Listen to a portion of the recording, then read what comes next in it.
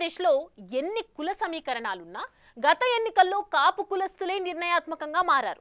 ఆ సామాజిక వర్గం అంతా పవన్ కళ్యాణ్ వెన్నంటి నిలిచారు. వైసీపీ దారుణ పరాజయం పాలైంది. వైసీపీలోని కాపు నేతలు ఎన్నికల ముందు నుంచే వలస బాట పట్టారు. ఇక ఎన్నికల తర్వాత ఆ వర్గం నాయకులను కాపాడుకోవడం జగన్ కు తలనొప్పిగా మారింది. దాంతో పార్టీకి దూరం అవుతున్న ఆ సామాజిక వర్గ నాయకులకు అధిక ప్రాధాన్యత ఇస్తున్నారు. పార్టీలోని కీలక పదవులను అప్పగిస్తున్నారు. మరి కాపులను ఆకట్టుకోవడంలో జగన్ ప్లాన్ వర్కౌట్ అవుతుందా? ఆంధ్రప్రదేశ్లో రాజకీయాలు మొత్తం కుల సమీకరణాల చుట్టే తిరుగుతూ ఉంటాయి. ఎన్నికలు వస్తే కింది స్థాయి నుంచి పై స్థాయి వరకు కులాల వారీగా విడిపోయి రాజకీయం చేస్తారు.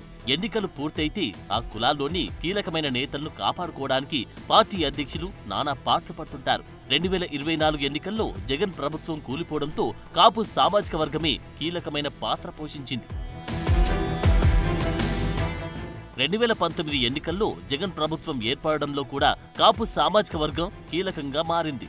2019 ఎన్నికల్లో కాపుల ప్రాబల్యమున్న గాజువాక, భీమవరం సెగ్మెంట్లలో పోటీ చేసిన పవన్ కళ్యాణ్ కూడా ఆ వర్గం ఆదరించలేదు.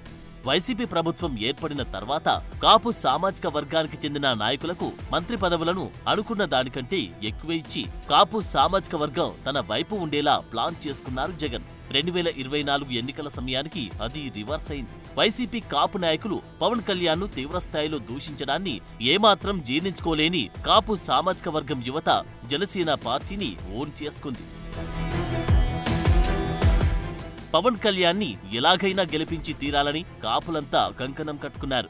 జనసేన అధినేత పవన్ కళ్యాణ్ ఏం చెబితే అది శాసనంలాగా పాటించారు కాపు సామాజిక వర్గం నాయకులు. పవన్ కళ్యాణ్ టీడీపీకి మద్దతిచ్చి కూటమి కట్టి ఎన్నికలకు వెళ్లడంతో వైసీపీ అధికారాన్ని కోల్పోవడం మాత్రమే కాదు, కేవలం 11 సీట్లకే పరిమితమైపోయింది. ఎన్నికల తర్వాత కూడా వైసీపీపై కాపుల వ్యతిరేకత కొనసాగుతూనే వస్తుంది. వైసీపీలో ఎంతమంది కాపు వర్గానికి చెందిన నాయకులు ఉంటారో అర్థం కాని పరిస్థితి నెలకొంది. ఇలాంటి పరిస్థితుల్లో దాన్ని చక్కదిద్దే పనిలో పడ్డాడు వైసీపీ అధ్యక్షుడు. వైసీపీకి కాపు నేతలు దూరమవుతున్న నేపథ్యంలో కాపు ఓటు బ్యాంకు పోకుండా జగన్ ఫోకస్ పెట్టినట్టు కనిపిస్తోంది. వైసీపీ అధికారాన్ని కోల్పోయిన వెంటనే కాపు సామాజిక వర్గానికి చెందిన కొందరు నాయకులు వైసీపీని వీడడంతో పార్టీలో మిగిలి ఉన్న కాపు నేతలకు ప్రాధాన్యత ఇచ్చే ఆలోచనలో జగన్ పడ్డారు. 2029 ఎన్నికల నాటికి గాని లేదా జమిలి ఎన్నికలు వస్తే ఎన్నికల సమయానికి గాని దూరమవుతున్న కాపు ఓటు బ్యాంకును తిరిగి తమ వైపు తిప్పుకునేలాగా జగన్ యాక్షన్ ప్లాన్ రెడీ చేస్తున్నట్టు తెలుస్తోంది. ముఖ్యంగా ఉత్తరాంధ్ర నుండి కోస్తాంధ్ర వరకు యాక్టివ్గా ఉండే కాపు నేతలు బయటకు వెళ్లకుండా వారిని యాక్టివేట్ చేసే పనిలో జగన్ వ్యూహాలు రచిస్తున్నట్లు పొలిటికల్ సర్కిల్లో వినిపిస్తోంది. 2024 ఎన్నికల్లో ఓటమి తర్వాత జగన్ ప్రజాక్షేత్రానికి దూరమైన పార్టీని గాడిలో పెట్టే పనిలో పడ్డట్లు కనిపిస్తున్నారు. గత ఎన్నికల సమయంలో కాపు సామాజిక వర్గం వైసీపీకి పూర్తిగా దూరం కావడంతో ఇప్పుడు కాపు నేతలు వైసీపీని వీడకుండా ఆయన జాగ్రత్త పడుతున్నట్లు కనిపిస్తున్నారు. నా ఎస్సీ, నా బీసీ, నా ఎస్టీ అంటూ 5 ఏళ్లు రాజకీయం చేసిన వైసీపీ అధ్యక్షుడు ఇప్పుడు రాజకీయంగా పవన్ కళ్యాణ్ ను టార్గెట్ చేయడానికి కాపు సామాజిక వర్గానికి అధిక ప్రాధాన్యత ఇస్తున్నారు. గతంలో కాపు సామాజిక వర్గానికి చెందిన పేర్ని నాని, కురసాల కన్నబాబు, అంబటి రాంబాబు లాంటి నాయకులను టీడీపీపై చంద్రబాబు, లోకేష్లపై విమర్శలు చేయడానికి, గుడివాడ అమర్నాథ్ లాంటి నాయకుడిని పవన్ కళ్యాణ్ టార్గెట్ చేయడానికి జగన్ బానే వాడుకున్నారు. 2024 ఎన్నికలకు ముందు కాపు ఉద్యమకారుడు ముద్రగడ పద్మనాభం లాంటి వాళ్లను పార్టీలో చేర్చుకుని కాపులను ఆకట్టుకునే బాధ్యత కూడా అప్పగించారు. అదే సమయంలో కాపు సంక్షేమ సంఘం అధ్యక్షుడు, మాజీ ఎంపీ హరిరామ జోగయ్య లాంటి వాళ్లు కూడా వైసీపీకి పరోక్షంగా సహకరించారు.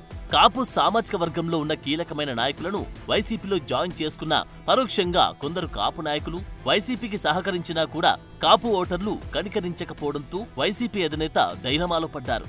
ముఖ్యంగా 2024 ఎన్నికల తర్వాత కాపు సామాజిక వర్గానికి చెందిన కొంతమంది నాయకులు వైసీపీకి రామ్ చెప్పి టీడీపీ గూటికి వెళ్లిపోవడంతో వైసీపీ అధినేత జగన్ ఇప్పుడు కాపు సామాజిక వర్గానికి చెందిన నాయకులకు అత్యధిక ప్రాధాన్యత ఇచ్చి ఆలోచన చేస్తున్నట్లు తెలుస్తోంది.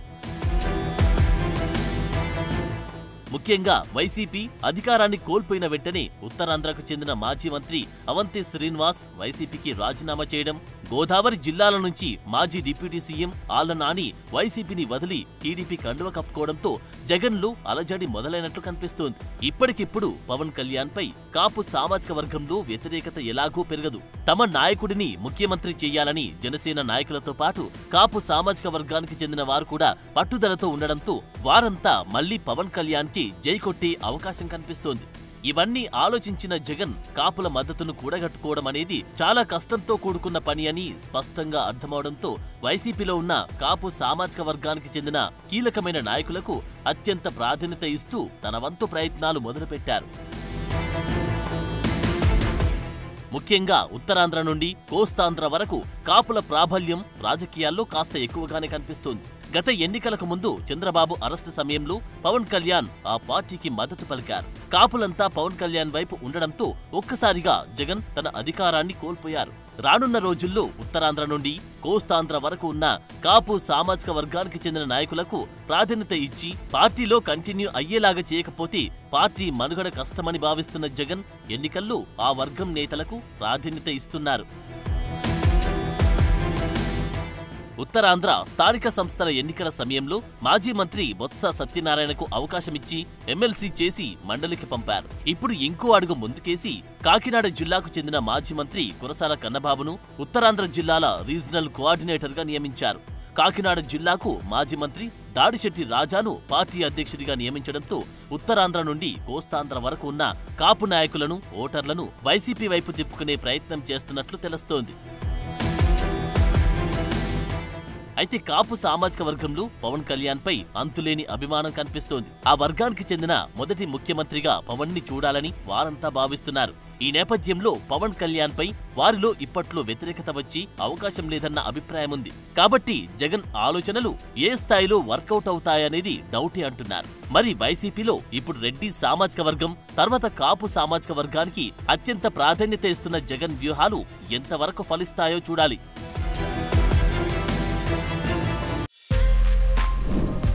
For more videos like this, subscribe Big TV channel.